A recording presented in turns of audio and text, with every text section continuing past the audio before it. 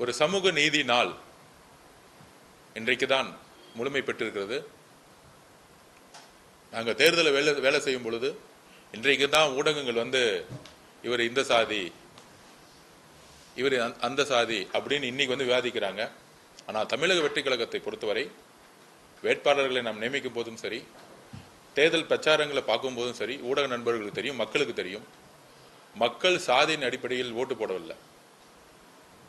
எதிர்கட்சிகள் தவறா பிரச்சாரம் பண்றாங்க, இந்து அறநிலைத்துறையில் இந்த கம்யூனிட்டியிலிருந்து போட்டிருக்காங்கன்னு. ரமேஷ் அவர்களுடைய கம்யூனிட்டி அவர் இருக்கிற வரைக்கும் எங்களுக்கு தெரியவே தெரியாது. தமிழக வெற்றி கழகத்தை பொறுத்த வரைக்கும் எல்லோரும் இளைஞர்கள், பெண்கள் அதிகம். சாதியின் உணர்வின் அடிப்படையில் எப்பொழுதும் தேர்தல் எதிர்கொண்டது கிடையாது. அப்படி இருக்கும் பொழுது எல்லா துறைகளிலும் தமிழக வெற்றி கழகத்தில் ஒரு வருஷத்துக்கு முன்னாடி பார்த்திருப்பீங்க, 3 வருஷத்துக்கு முன்னாடி பார்த்திருப்பீங்க, எதிர்கட்சிகள் தமிழக வெற்றி கழகம் வெற்றி பெறவே பெறாது, எங்கள் தலைவர் முதலமைச்சர் ஆகமாட்டார் அண்டர்எஸ்டிமேட் பண்ணியிருந்தாங்க.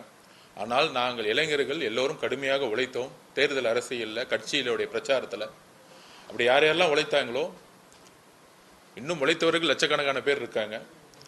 அதில் தலைவர் அவர்கள் எந்த விதமான அடிப்படையும் இல்லாமல் அவங்களோட உழைப்புக்கு ஏற்ற மாதிரி ஒவ்வொரு துறையும் அவரே முழு மனதுடன் எல்லாருக்குமான வாய்ப்பை கொடுத்திருக்கிறாரு. அதனால இந்த பழைய தேர்தல் அரசியலாக இருக்கக்கூடிய இந்த திமுகவும் அதிமுகவும் இவர் இந்த சாதி அந்த மதம் அந்த அரசியல் எல்லாம் தமிழக மக்கள் தூக்கி எறிஞ்சிட்டாங்க. ஒவ்வொரு முடிவும் மதசார்பற்ற கொள்கையிலும் சமூக நீதியின் அடிப்படையிலும் ஒவ்வொரு அமைச்சரும், ஒவ்வொரு நிர்வாகியும், காவல்துறை நிர்வாகிகளும், ஐஏஎஸ் ஆபீசரும் நேர்மையான முடிவெடுக்கணும்னு முதலமைச்சர் வலியுறுத்தி இருக்காரு. இந்த அரசு அந்த மாதிரி முடிவை தான் எடுக்கும். திருப்பியும் பதிவு பண்றோம், இந்த அரசு பெரியார் அவர்களுடைய கொள்கையிலும், அறிஞர் அண்ணா அவருடைய கொள்கையிலும், புரட்சியாளர் அம்பேத்கர் அவருடைய கொள்கையில் தான் வழி நடக்கும். திமுக கூட்டணியில் இருந்தாங்க. ஏன் இஸ்லாமிய சகோதரர்கள் அமைச்சரவையில் பங்கெடுக்க வேண்டும்? இஸ்லாமிய சகோதரர்களுடைய பொருளாதார பின்புலம் மிக மிக மிக வறுமையான பின்புலம்.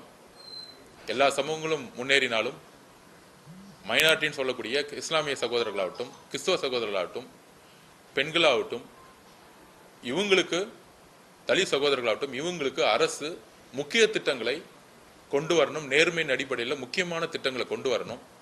அப்படி கொண்டு வரும் பொழுது இஸ்லாமிய சமூகத்துடைய பிரச்சனைகளை சிறு வயதிலிருந்தே உணர்ந்த ஒரு சகோதரர் அமைச்சராகும் பொழுது கண்டிப்பாக அந்த திட்டங்களை மாற்றம் கொண்டு வருவார். எடுத்துக்காட்டாக பிடபிள்யூடி ஐவேஸ்ன்னு எனக்கு பொறுப்பு கொடுத்தாலும் விளையாட்டுத்துறை எனக்கு கொடுக்கும் பொழுது 10 வயசுலேருந்தே விளையாட்டுத்துறையில் நான் இருக்கிறேன். நான் ஸ்போர்ட்ஸ் ஹாஸ்டலில் இருக்கிறேன். நான் ட்ரக்ஸை ஒழிக்கணும்னா விளையாட்டை முன்னிலைப்படுத்தணும்னு முதலமைச்சர் இந்த பொறுப்பு கொடுத்துருக்காரு. அந்த மாதிரி எந்தெந்த துறையை யார் யாரிடம் கொடுத்தா, வாய்ப்புகளை கொடுத்தா மக்கள்கிட்ட அவங்க 24 மணி நேரம் ஃபோக்கஸ் பண்ணுவாங்கிற ஒரே ஒரு விஷயம்தான் மாண்புமிகு முதலமைச்சருக்கு இருக்கே தவிர, இந்த பழைய காலத்தில் இருக்கக்கூடிய 2 கட்சிகளுடைய ஒரு அண்டர்ஸ்டாண்டிங்கோடு இருந்த ஒரு அதிகார பகிர்வு கிடையாது. எந்த கட்சியும் இந்த அதிகார பகிர்வை நோக்கி போனதில்லை. அதனால ஒரு இயற்கையான ஒரு குடும்பமாக எல்லோரும் இன்றைக்கு சேர்ந்த, இயற்கையாகவே சேர்ந்த, மக்கள் விரும்பிய ஒரு சமூக நீதி நாளா இன்னைக்கு மாண்புமிகு முதலமைச்சர் இந்த நாளை பார்க்கிறாரு.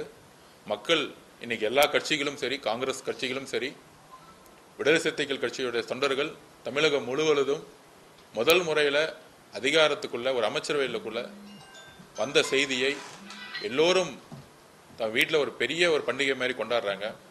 அதில் நெகிழ்ச்சியான தருணம் நேற்று IUML ஆஃபீஸில் திரு ஷாஜகான் அவர்கள் எல்லோரும் இஸ்லாமிய சகோதரர் கட்டி பிடிச்சி